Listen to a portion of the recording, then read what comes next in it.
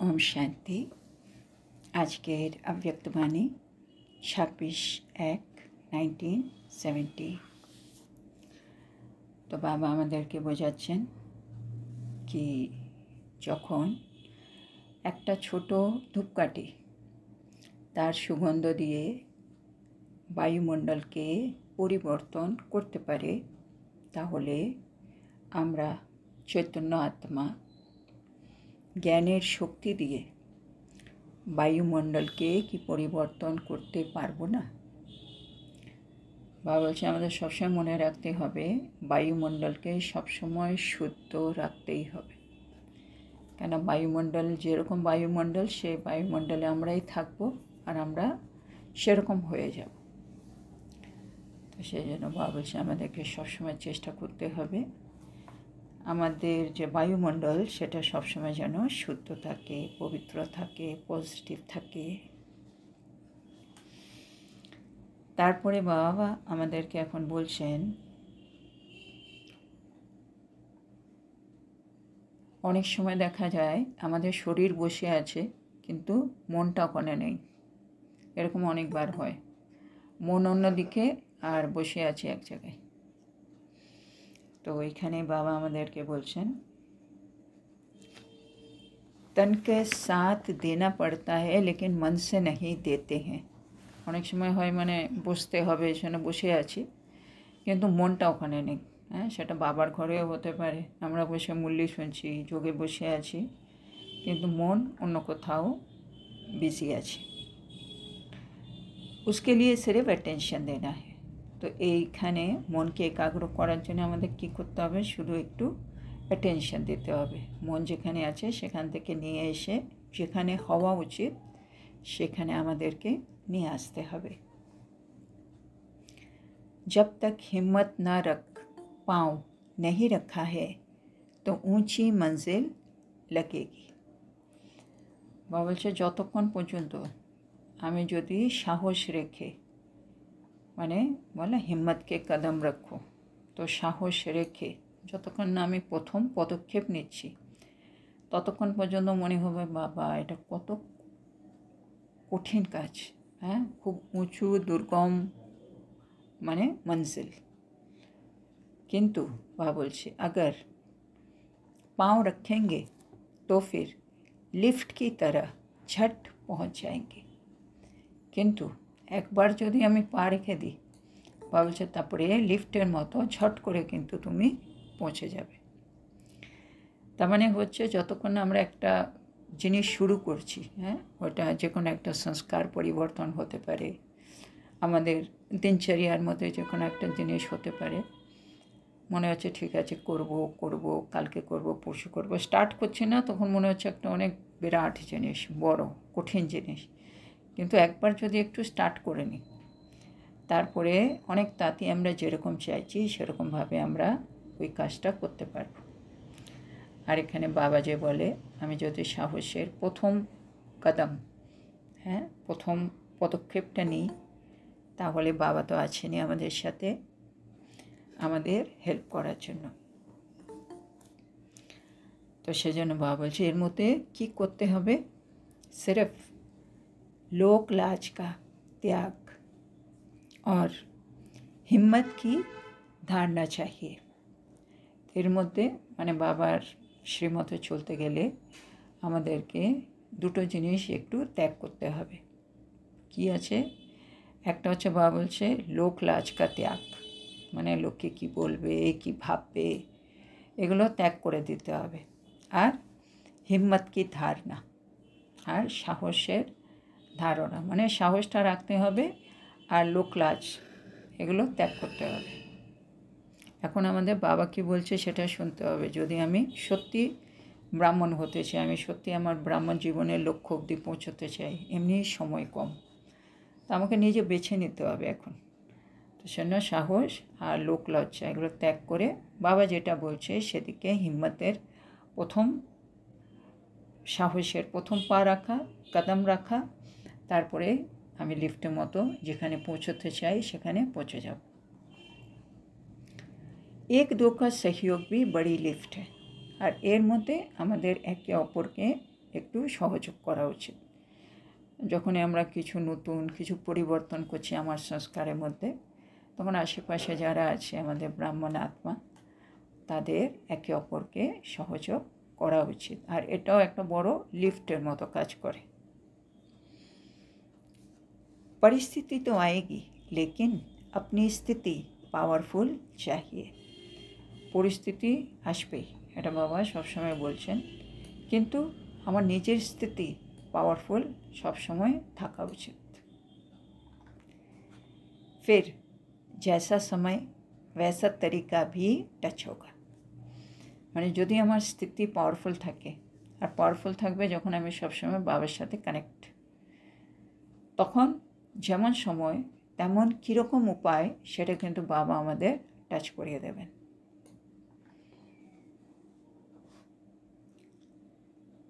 अगर समय प्रमाण युक्ति नहीं आती है तो समझना चाहिए योग बल नहीं है। এটা একটা বাবা আমাদের ফর্মুলা দিয়ে দিচ্ছে। যদি সময় অনুযায়ী আমার মাথায় বুদ্ধিতে যুক্তি আসছে না কি করা উচিত, তাহলে বাবা বলছে তাহলে বুঝে নিও যে তোমার কাছে যোগ বল নেই। আমি যোগ করছি কিন্তু যোগের বলটা এখনও জমা হয়নি, সেজন্য যখন সময় তখন সেরকম টাচিং সেটা আমি পাচ্ছি না, বা যুক্তি সেটা আমার মাথায় আসছে না। योग युक्त है तो मदद भी ज़रूर मिलती है। মানে যোগ বল আছে মানে আমি সবসময় বাবার সাথে কানেক্ট। তো যোগ বল নেই তার মানে আমি যোগযুক্ত নেই। আর যদি যোগযুক্ত থাকতাম, বাবা বলছে অবশ্যই তুমি সাহায্য প্রাপ্ত করতে। जो यथार्थ पुरुषार्थी है उनके पुरुषार्थ में इतनी पावर रहती है। বাবা বলছে যারা যথার্থ পুরুষার্থী, ওদের পুরুষার্থের মধ্যে এই পাওয়ারটা তো অবশ্যই থাকবে। মানে যেরকমই পরিস্থিতি আসুক তাদের স্থিতি পাওয়ারফুল থাকবে, তাদের যেমন সময় তেমন উপায় টাচিং হবে। এটা যথার্থ পুরুষার্থের একটা লক্ষণ। ज़्यादा सोचना भी नहीं चाहिए। মানে একটা পরিস্থিতি এলে খুব বেশি চিন্তা করাও উচিত নয়, যেটুকুনি দরকার। अनेक तरफ लगाव है, फिर माया की अग्नि भी लग जाती है, परंतु लगाव नहीं होना चाहिए। আমাদের তো এখন অনেক দিকে আসক্তি রয়েছে, আর জন্য মায়াও তার মধ্যে আবার আগুন লাগিয়ে দেয়, মানে আমাকে ওর মধ্যে আরও বেশি ডুবিয়ে দেয়। মায়ার তো কাজই হচ্ছে যেদিকে আমার একটু দুর্বলতা আছে সে জায়গাতে আমাকে টেনে ওর মধ্যে ডুবিয়ে দেবে। তো যেখানে আমার আসক্তি রয়ে গেছে, মায়ার কাজ হচ্ছে আমাকে সেখানে বিজি করে দেওয়া। সেই জন্য বাবা বলছে কি পরন্তু লাগাও নাহি হোনা চাই। কিন্তু একজন যথার্থ পুরুষার্থী হিসেবে আমার মধ্যে আসক্তি থাকা উচিত নয়। হ্যাঁ না, আজকে বাবা সাকার মূল্যে তো এগুলোই বলছিলেন না, নষ্টমোহা ভব, নষ্টমোহা হলেই তুমি শেষের দিকে কি বলছিলেন বাবা, ওই সাজা থেকে বেঁচে যাবে। হ্যাঁ না, স্বর্গে তো বাবা বলছে সবাই যাবে, কিন্তু সাজা না খেয়ে যাওয়া সেটাই হচ্ছে তোমার ভালো পুরুষার্থের লক্ষণ। সাজা খেয়ে স্বর্গে গেলাম তো এটা তো কোনো বিরাট কাজ করলাম না আর কি। আর সাজা না খাওয়ার জন্য বাবা যেটা আজকে বলছিলেন নষ্টমোহা, কেননা সব সময় মানে স্পেশালি অন্তিম সময়, শেষ সময়ে প্রতিটা আত্মা সেই জিনিসগুলো মনে করে যেখানে তার কোনো রকম মোহ, আসক্তি, লাগাও কিছু একটা রয়ে গেছে, অ্যাটাচমেন্ট। তো সেটাই আমার মনে পড়বে লাস্টে, তখন আমার আন্তমাত্রিক সুগতিটা আর হবে না। যেখানে বাবা তাই বলছেন আমাদের কিন্তু মধ্যে আসক্তি থাকা উচিত নয়। फर्ज तो निभाना है लेकिन उसमें लगाव ना हो। কর্তব্য সব পালন করতে হবে আমাদেরকে, মা বাবাকে দেখতে হবে, বড়দের ছোট যদি সন্তান থাকে, ভাই বোন থাকে, তাদেরকে মানুষ করতে হবে, সবই করতে হবে, চাকরি করতে হবে, ঘর বার সামলাতে হবে, সবই করতে হবে, কিন্তু মোহ যেন না থাকে কোনো জিনিসের মধ্যে। তার মানে যেটা বাবা বলে ট্রাস্টি। আর ঘর হচ্ছে সেবাস্থান, যারা আছে তারা হচ্ছে ভগবানের সন্তান, মানে আমি হচ্ছি সেবাধারী, ওখানে সেবা দেওয়ার জন্য আছি, বিভিন্ন জনকে বিভিন্ন রূপে আমি সেবা দিই, এরকম মানে কর্তব্য পালনের জন্য আছি, কিন্তু আমার কোনো মোহ নেই কারোর সাথে, এরকম নিজেকে রাখতে হবে। ऐसा पावरफुल रहना है जो औरों के आगे एग्जाम्पल हो। তো আমাদেরকে এখন এক্সাম্পল হয়ে দেখাতে হবে, তার জন্য নিজেকে पावरफुल बनाते হবে। जो एग्जाम्पल बनते हैं वो एग्जामिन में पास होते हैं। যারা এক্সাম্পল হবে তাদেরকে তো এক্সামিন মানে পরীক্ষায় তো পাশ করতেই হবে, হ্যাঁ, পরীক্ষায় পাশ করলে তবেই তো আমি এক্সাম্পল হয়ে দাঁড়াবো, উদাহরণ সবার সামনে। तो एग्जामिन देने के लिए एग्जाम्पल बन के दिखाओ। तो परीक्षा देওয়ার জন্য বাবা বলছে এবার একটু एग्जाम्पल হয়ে দেখাও। जो सभी देखे कि ये कैसे नवीनता में आ गए, মানে আমাদেরকে এমন পরীক্ষা দেওয়া মানে সব লোকের সামনে আমি প্রত্যক্ষ হয়ে যাব, সেজন্য বাবা বলছে তোমরা একটু এক্সাম্পল হয়ে দেখাও, তাহলে আশেপাশে সবাই দেখে বুঝবে এদের মধ্যে এই নবীনতা কীভাবে এলো, হ্যাঁ না? আমরা যে সব কাজ এখন তো যোগবল দিয়ে করছি, দুনিয়া এখন সব কাজগুলো বাহুবল বা নানা রকম বিকার এসব দিয়ে কাজগুলো করছে, আর আমরা সেখানে সব কিছু পবিত্রতা শান্তি থেকে সেখানে যোগবল দিয়ে করছি, তো এগুলোই হচ্ছে আমাদের নবীনতা।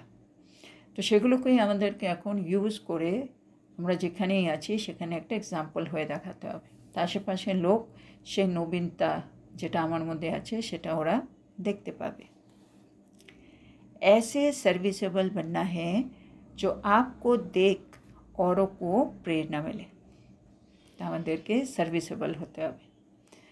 সার্ভিসেবল মানে যারা আমাকে দেখবে তারা আমাদেরকে দেখে প্রেরণা পাবে, মানে তাদের মধ্যেও শক্তি সঞ্চারিত হবে যে আমরাও এরকম হয়ে দেখাই। पहले जो शक्तियाँ निकली उन्होंने इतनी शक्तियों को निकाला।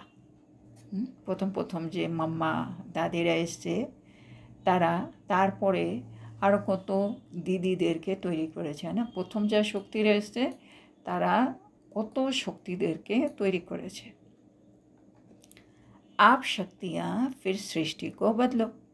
এখন শেষের দিকে আমরা সবাই শক্তি এলাম, শক্তি মানে যে কোনো আত্মা, হ্যাঁ, ভাই বোনের কোনো ব্যাপার নেই এখানে, আত্মা।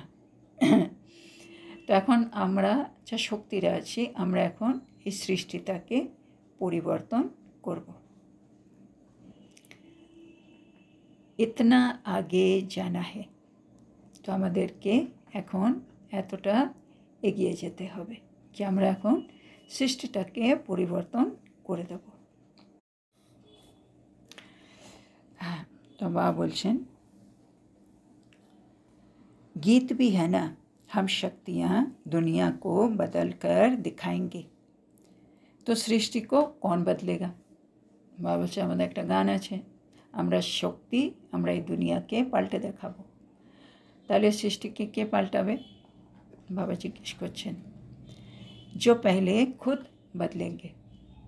সৃষ্টি সেই পরিবর্তন করতে পারবে যে আগে নিজেকে পরিবর্তন করবে, है ना? स्वपरिवर्तन से विश्व परिवर्तन। আমি সৃষ্টিকে পাল্টাতেই পারবো না যদি আমি নিজেকে পরিবর্তন না করি। তো বাবা সেটা মনে করিয়ে দিচ্ছেন। शक्तियों की सवारी शेर पर दिखाते हैं, है ना? যে কোনো রকম শক্তি, স্পেশালি মা দুর্গা সবসময় শের সিংহর উপরে দেখায়, সাওয়ারি, হ্যাঁ, সিংহের উপরে উনি বসে আছে মানে ওনার বাহন।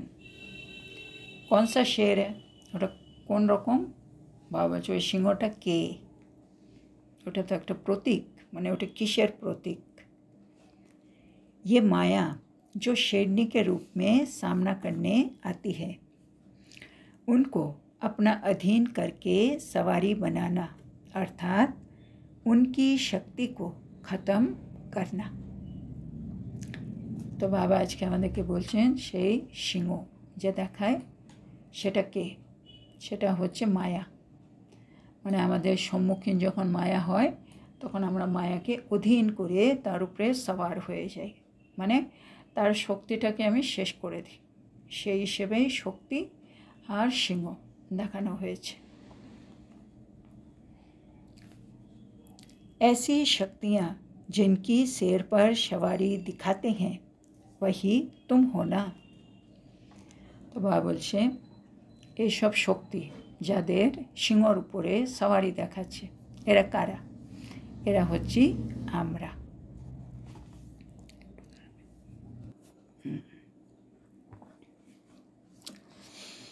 तो वो सभी का चित्र है। तो এটা হচ্ছে আমাদের সবাইয়ের চিত্র। ऐसी शेरनी शक्तियाँ कभी माया से घबराती नहीं। তো আমরা হচ্ছে সেই শক্তি, সেজন্য আমরা কখনো সে মায়ারূপী সিংহকে দেখে আর ভয় পাবো না।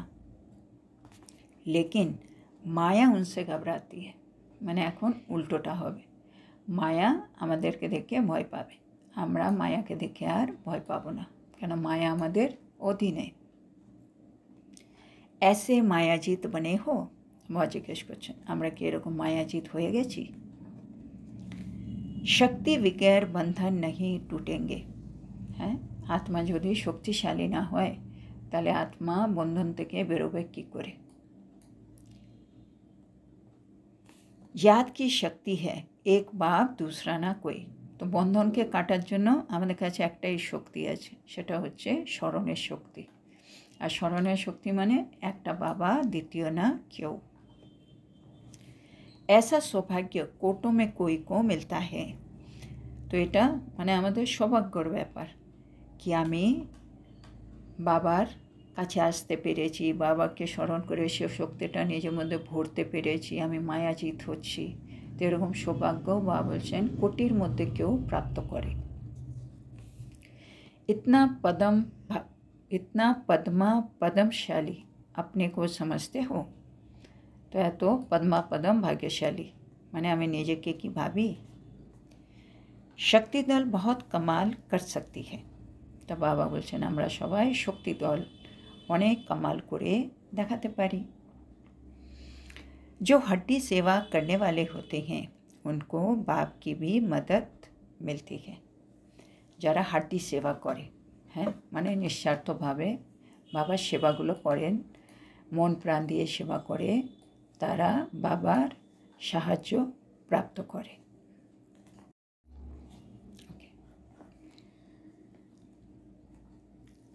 जो स्नेही है उनसे बाप भी स्नेही रहता है। যে আত্মা স্নেহী হয় তার বাবাও কিন্তু স্নেহী হয়। बाप के भी वही बच्चे सामने रहते हैं, মানে বাবার চোখের সামনে সবসময় সেই বাচ্চারাই সামনে থাকে। भल कोई कितना भी दूर हो लेकिन बाप दादा के दिल के नज़दीक है। মানে আমরা যে যেখানেই থাকি বাবা তো আমাদেরকে আত্মারূপে দেখে, সেজন্য যে বেশি স্নেহী, যে বেশি সার্ভিস করে তারা সবসময় বাপ দাদার সামনেই থাকে, মানে হৃদয়ের অনেক কাছে থাকে। तो सभी से अच्छी सौगात है अपने इस चेहरे को सदैव हर्षित बनाना। এটা কত সুন্দর বাবা বোঝাচ্ছে। সবার থেকে ভালো সৌগাত আমরা যদি কাউকে দিতে চাই উপহার, সেটা হলো চেহারাটা সব সময় হর্ষিত রাখা, कभी भी कोई परेशानी की रेखा ना हो। है ना, এরকম একটা যদি কারো মুখ হয়, যেমন স্পেশালি দাদিদেরকে দেখি কত ভাল লাগে, তাদেরকে দেখে ব্রহ্মা বাবাকে দেখলে কত সুন্দর লাগে, সবসময় একটা হাসি হাসি মুখ। তো এটাই হচ্ছে সবার থেকে বড় উপহার, মানে ওনাকে দেখলেই মানে কোনো চিন্তা নেই, কোনো মানে বাকি বললেন कोई परेशानी नहीं है। হ্যাঁ, তো কোনো রকম চিন্তা দেখা যায় না, চিন্তার কোনো রেখা নেই তার মুখে। তো এরকম চেহারা হচ্ছে একটা সৌগাত। जैसे संपूर्ण चंद्रमा कितना सुंदर लगता है वैसे अपना चेहरा भी सदैव हर्षित रहे। बाबा एग्जाम्पल दीजिए, যেমন সম্পূর্ণ পূর্ণিমার চাঁদ আর কি কমপ্লিট, কত সুন্দর লাগে দেখতে, ঠিক একইভাবে আমাদের চেহারাও যেন সব সময় আনন্দময় হয়ে উঠুক। তো এটা হচ্ছে আমাদের উপহার। चेहरा ऐसा चमकता हुआ हो जो और भी आपके चेहरे में अपना रूप देख सके, चेहरा दर्पण बन जाए। বাবা চাই আমাদের চেহারাটা এত উজ্জ্বল হয়ে উঠুক যার মধ্যে অন্যরা নিজের রূপটা দেখতে পাবে। মানে আমার চেহারাটা যেন দর্পণ হয়ে যাবে, মানে আমার চেহারাটা একটা আয়নার মতো দর্পণ। সে যখন আমাকে দেখছে, আমার সম্বন্ধ সম্পর্কে আসছে, সে আমাকে দেখে আমার মধ্যে সে নিজের রূপটা দেখতে পাচ্ছে। মানে আমি ধরো খুশি খুব, আমার সাথে দেখে ও নিজেও খুশি হয়ে যাচ্ছে, নিজের যে রূপ খুশির সে রূপটাও ওখানে দেখতে পাবে।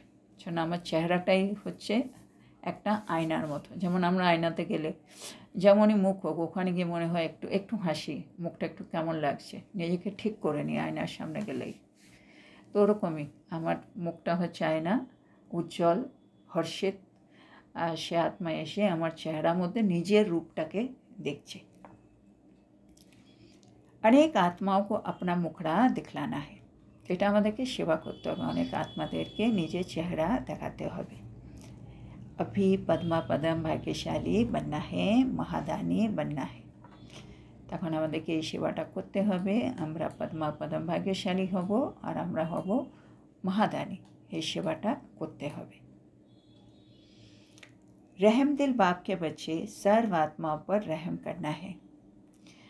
बाबा रहम दिल, ওনার সন্তান, আমিও रहम दिल। তো আমাকে সবার উপরে रहम করতে হবে, মানে করুণা করতে হবে।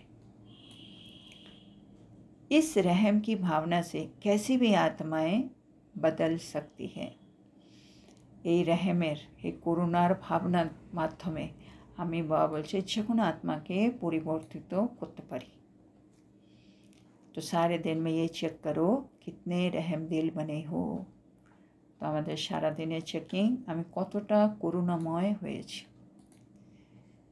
মানে সব সময় আত্মাদেরকে ক্ষমা করে দেওয়া, হ্যাঁ, সবাইকে একটা সুযোগ দেওয়া, পেহলে আপ বলে না, ঠিক আছে তুমি এগিয়ে যাও, এগুলো করা, যাতে আমি নিজের যে মহাদানী স্বরূপ সেটা আমি সেই সমানে স্থির থাকতে পারি।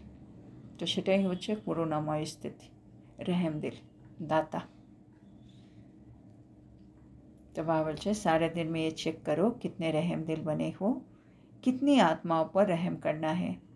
সত্যি দেখতে গেলে পুরো সংসারের ম্যাক্সিমাম আত্মার উপরে আমাদের এখন করুণাই করতে হবে। কেন প্রতিটা আত্মা নিজের সব এখন আনকন্ট্রোলড হয়ে গেছে না, সব রকম কর্মেন্দ্রিয় এখন আনকন্ট্রোলড। সেজন্য আমরা যদি কর্মেন্দ্রিয়র উপরে কন্ট্রোলিং পাওয়ার আছে আমাদের, আমরা স্বরাজ অধিকারী, তো আমাদেরকে অন্যকে করুণাই করতে হবে এখন। इस रहम की भावना से कैसी भी आत्माएं बदल सकती है। তো আমাদের रहम भाव, করুণার ভাবনার মাধ্যমে যে কোনো আত্মা কিন্তু পরিবর্তিত হয়ে যাবে। तो सारे दिन में ये चेक करो कितने रहम दिल बने हो। दूसरों को सुख देने में भी अपने में सुख भरता है। বাবা বলছে যখন আমি অন্যদেরকে সুখ দিই তখন কিন্তু আমি নিজেও সুখস্বরূপ হয়ে যাই।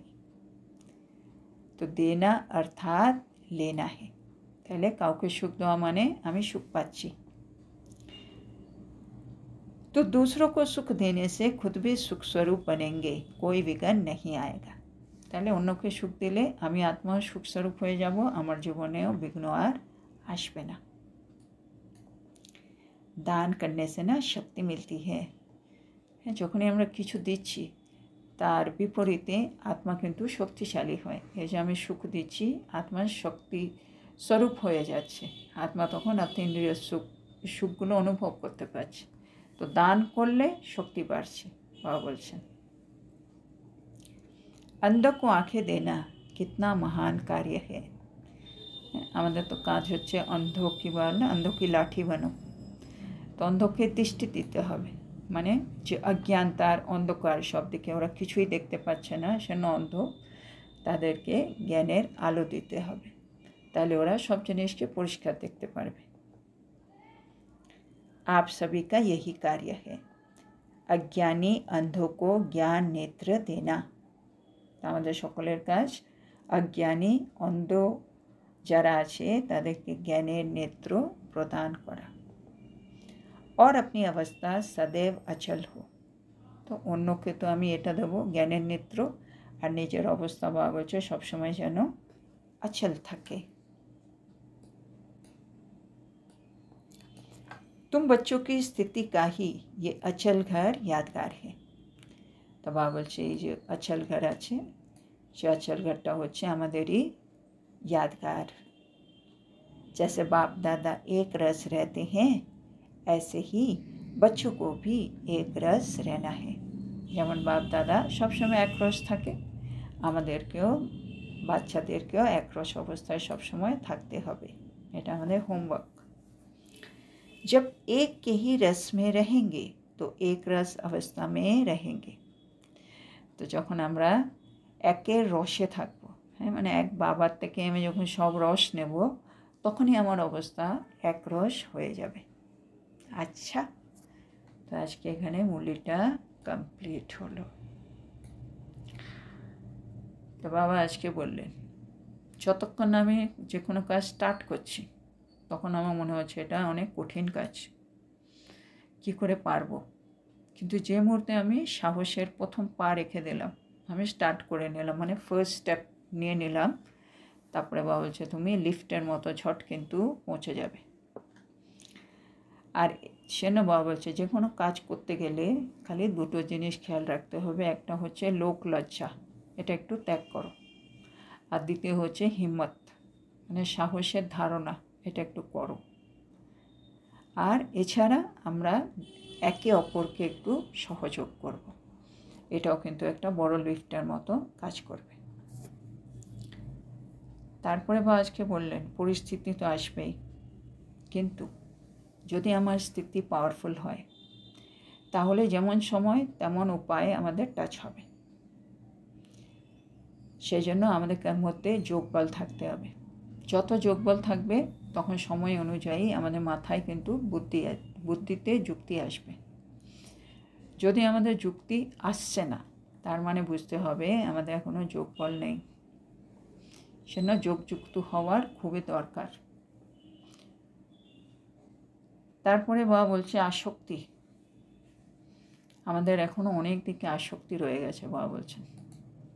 আর মায়ার কাজ হচ্ছে সে আসক্তির মধ্যে আমাদেরকে ডুবিয়ে দেওয়া, সেখানে ওখানে আগুন লাগিয়ে দেয়, মানে ওখানে আমি ফেসে যাই যেন। কিন্তু আমাদের আসক্তি থাকা উচিত নয়। কর্তব্য সবই পালন করো, কিন্তু কোনো জায়গায় যেন মোহ না থাকে। আমাদেরকে এখন পাওয়ারফুল হতে হবে, আমাদেরকে এক্সাম্পল হতে হবে, উদাহরণ হয়ে দেখাতে হবে, আর সব এক্সামিনেশনে পাস করতে হবে। তাহলে সবাই আশেপাশে দেখবে কি এদের মধ্যে কত নবীনতা আছে, এরা কিভাবে নবীনতাগুলো ধারণ করেছে। তারপরে বাবা বললেন শক্তি, শক্তি দেখানো হচ্ছে সিংহ, সিংহ তার বাহন। এই সিংহটা কে? এটা হচ্ছে মায়া, মানে মায়াকে আমি আত্মা অধীন করে মায়াজিত হয়ে গেছি, এটাই হচ্ছে শক্তি আর সিংহ।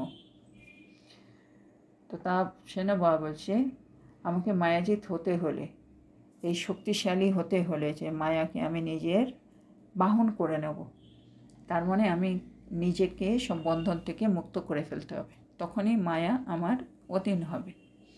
আর সেটা কখন হবে? যখন আমি আত্মা স্মৃতি স্বরূপ, মানে আমার স্মৃতিতে শুধু এক বাবা, দ্বিতীয় না কেউ, তবেই হবে। আর বাবার যে আত্মারা খুব স্নেহী হয়, বাবাকে স্নেহ করে, বাবার সেবা করে মন দিয়ে, না হাড্ডি সেবা, বাবার তারা সব সময় হৃদয়ের কাছে থাকে। সে যেখানেই দূরে থাক, কিন্তু বাবার হৃদয়ের কিন্তু খুব কাছে থাকে। আর বাবা আজকে বললেন আমাদের চেহারা সবসময় যেন একটু হর্ষিত থাকে, যেমন পূর্ণিমার চাঁদ কত সুন্দর লাগে দেখতে, একইভাবে আমাদের চেহারাটাও যেন সবসময় আনন্দিত থাকে, উজ্জ্বল থাকে। অন্যরা যখনই আমার চেহারা দেখবে, নিজের রূপকে তার মধ্যে দেখতে পাবে, মানে আমার চেহারাটা একটা দর্পণ হয়ে যাবে। জন্য আমি এখন হচ্ছি পদ্মা পদম ভাগ্যশালী আত্মা, আমি মহাদানী আত্মা, করুণাময় বাবা, আমি তার সন্তান।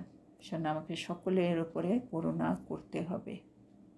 আর এই করুণার ভাবনা যদি আমার মধ্যে থাকে, সেটা দিয়ে কিন্তু যে কোনো আত্মা বাবা বলছে পরিবর্তিত হতে পারে। সেজন্য চেক করো সারা দিন কতটা করুণাময় অবস্থায় আমি থাকি, কত আত্মাদের উপরে আমি করুণা করি। করোনা করোনা মানেই হচ্ছে মানে ফুল স্টপ লাগানো। যে কোনো পরিস্থিতিতে কোনো না আত্মা তো আছে ইনভলভ, কিছু একটা হচ্ছে, ক্ষমা করো, okay, let go, finish, full stop. Full stop full stop লাগানো মানে করোনায় করছি, ক্ষমা করে দিচ্ছি। এতে বাবা বলছে আত্মাদের মধ্যে পরিবর্তন আসবে। অন্যকে সুখ দিলেই নিজে সুখস্বরূপ হয়ে যাব।